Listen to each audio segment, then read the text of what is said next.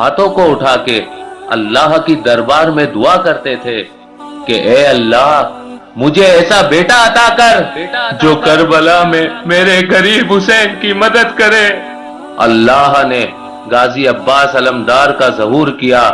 امام علی علیہ السلام اور بی بی ام البنین بار بار جناب عباس سے یہ کہتے تھے، عباس، حسین رسول اللہ کا بیٹا ہے اور عباس تو اس علی کا بیٹا ہے، کبھی بھی اپنے آپ کو حسین کا بھائی نہ سمجھنا، ایک غلام کی طرح ہمیشہ حسین کی خدمت کرتے رہنا، جو حسین کہے عباس وہ کرتے رہنا۔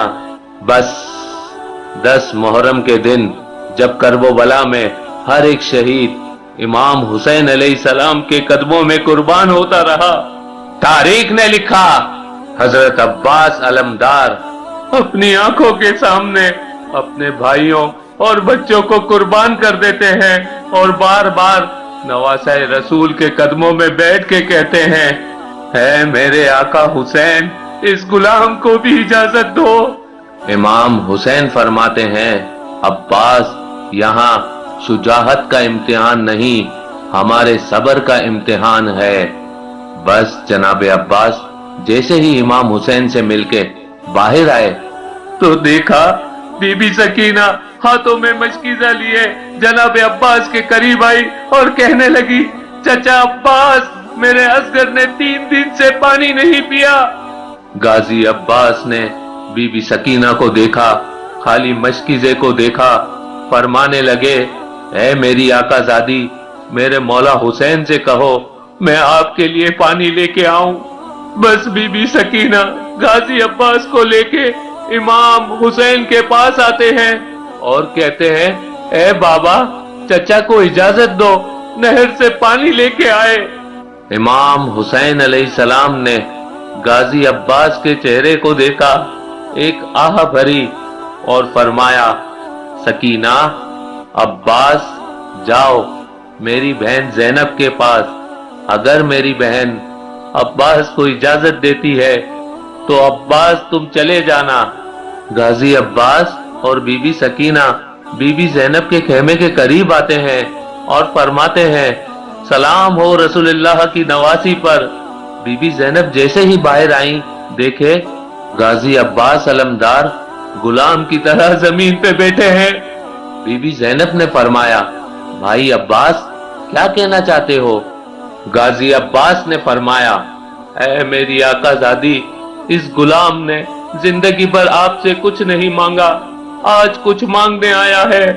آقا زادی زینب نے فرمایا، عباس حکم کر۔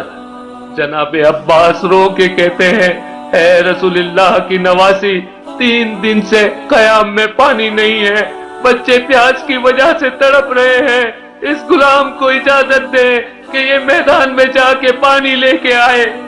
جیسے ہی جناب عباس نے یہ فرمایا بی بی زینب چاروں قطار رونے لگی۔ غازی عباس نے کہا، اے میری آقا زادی کیوں رو رہی ہیں؟ بی بی زینب نے فرمایا، میرے بابا نے مجھ سے وصیت کی تھی کہ اے زینب کوفہ اور شام کی گلیوں سے تجھے بے پردہ کر کے رسیوں میں باندھ کے پھرایا جائے گا۔ میں نے بابا سے کہا، بابا جس کا عباس جیسا بھائی ہو وہ بازاروں میں کیسے آئے گی؟ لیکن عباس آج میں سمجھ گئی کہ میں قیدی بھی بنوں گی، لوگ مجھے پتھر بھی ماریں گے۔ بس جناب عباس کو اجازت ملی۔ غازی عباس مشق اور علم لیے نہر کی طرف بڑھتے ہیں۔ تاریخ نے لکھا شیر کی طرح حملہ کرتے ہیں، فوج اشکیا بھاگنے شروع کر دیتی ہے۔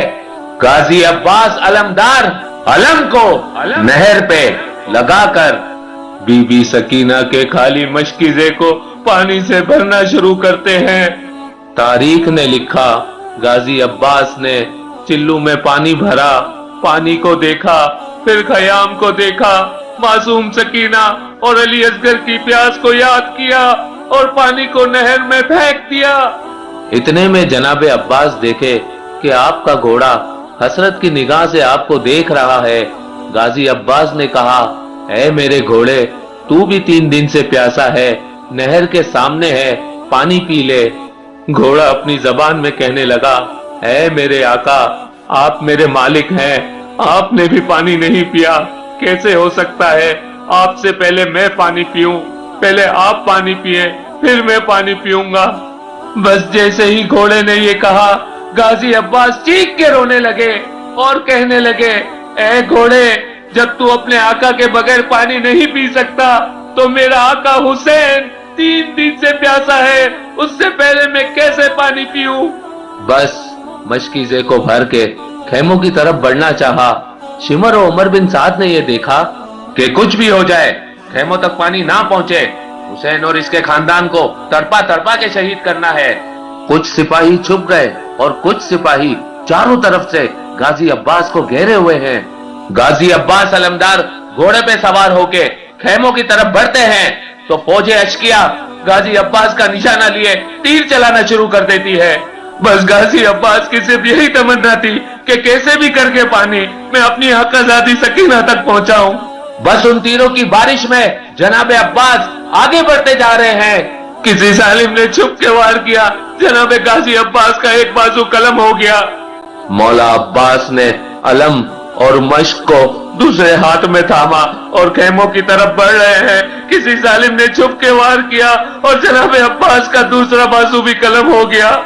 बस जनाबे अब्बास मश्क को अपने मुंह में संभाल के खेमों की तरफ बढ़ रहे हैं। हजारों तीरों की बारिश जनाबे गाजी अब्बास के जिस्म पे हो रही है। तारीख ने लिखा, गाजी अब्बास के चेहरे पे जिस्म पे तीर लगना शुरू हो गए। एक तीर जनाबे अब्बास की आंख में लगा। जैसे ही तीर मश्क को लगे और मश्क से पानी बहना शुरू हो गया। गाजी अब्बास ने बहती हुई मश्क को देखा, खेमों की तरफ मुंह करके कहा, मेरे मौला मुझे माफ करना। इतने में कोई जालिम जनाबे गाजी अब्बास के सर पे वार करता है और जनाबे अब्बास घोड़े की चीज से जमीन पे आते हैं। वहां ये मंजर जब इमाम हुसैन अलैहिस्सलाम ने देखा, इन्ना लिल्लाहि व इन्ना इलैहि राजिऊन पढ़ा और नहर की तरफ बढ़ना शुरू किया। जनाबे अब्बास के सर को अपनी गोद में रखते हैं। इतनी देर में जनाबे अब्बास फरमाते हैं, ऐ मेरे आका, मुझे माफ करना, मैंने कोशिश तो बहुत की लेकिन मैं अपनी शहजादी सकीना तक पानी न पहुंचा सका। इमाम हुसैन ने फरमाया, अब्बास, अल्लाह की मर्जी ये है कि हम सादात प्यासे रहकर अल्लाह के दीन पे कुर्बान हो जाए और हमारी प्यास को कयामत तक याद रखा जाए। फिर गाजी अब्बास फरमाते हैं, ऐ मेरे मौला, इस आपके गुलाम ने आपसे कुछ नहीं मांगा, आज कुछ मांगना चाहता है। इमाम हुसैन ने फरमाया, अब्बास मेरे भाई, हुक्म कर। जनाबे गाजी अब्बास ने फरमाया, ऐ मेरे मौला, मेरी माँ ने मुझसे कहा था कि जब मैं पैदा हुआ तो सबसे पहले मैंने आपकी ज़ियारत की थी। आज मैं इस जहां को छोड़ रहा हूँ। ऐ मेरे मौला, मेरी ख्वाहिश है कि मैं आखिरी वक्त में आपकी ज़ियारत करूं, लेकिन मेरी एक आंख में तीर लगा है और दूसरी आंख में खून भरा है। ऐ मेरे मौला, अगर जहमत ना हो तो मेरी एक आंख से खून को साफ करे ताकि मैं आपकी ज़ियारत करूं। अल्लाह गवाह है, मैं आपको कभी तकलीफ न देता अगर इस गुलाम के बाजू सलामत होते। बस इमाम हुसैन ने गाजी अब्बास की आंख से खून को साफ किया। गाजी अब्बास ने अपने आका हुसैन की ज़ियारत की। फिर इमाम हुसैन ने फरमाया, अब्बास, एक मेरी भी ख्वाहिश है, पूरी जिंदगी तू मुझे आका हुसैन, मौला हुसैन कहता रहा। अब्बास, आज मुझे भाई कह के बुला। जनाबे अब्बास मदीने की तरफ मुंह करते हैं और चीख के रोते हैं और फरमाते हैं, ए मेरी माँ, मुझे माफ करना कि ये गुलाम अपने आका को भाई कहने जा रहा है। बस जनाबे अब्बास दारुल फना से दारुल बका की तरफ कोच करते हैं। फौजे यजीद खुशी से झूमती जाती है और जब करबला में इमाम हुसैन शहादत का जाम पी चुके सरों को काट के नेज़ों पे सवार किया जा रहा था, सबके सर नेज़े पे सवार किए। जनाबे गाजी अब्बास अलमदार का सर काटा, जैसे ही नेज़े पे सवार करे नेज़े से गिर जाए। फौजे यजीद हैरान हो गई کہ سارے سر نیزے پہ کھڑے ہیں، یہ سر کیوں نہیں بلند ہوتا؟ امام سجاد سے پوچھنے لگے۔ امام سجاد غازی عباس کے سر کے قریب آتے ہیں اور فرماتے ہیں، چچا عباس، یہ ظالم پوچھتے ہیں کہ تمہارے چچا کا سر نیزے پہ کیوں نہیں سوار ہوتا؟ غازی عباس کے سر سے آواز آئی، اے میرے مولا سجاد، میری آقا زادیہ بے پردہ کھڑی ہے، میں نے کبھی رسول اللہ کی نوازیوں کو نگاہ اٹھا کے نہیں دیکھا، آج کیسے ہو سکتا ہے کہ میرا سر ان کے سر سے بلند ہو؟ اتنے میں شمر کہتا ہے، عباس کے سر کو گھوڑے کی زلفوں سے باندھو۔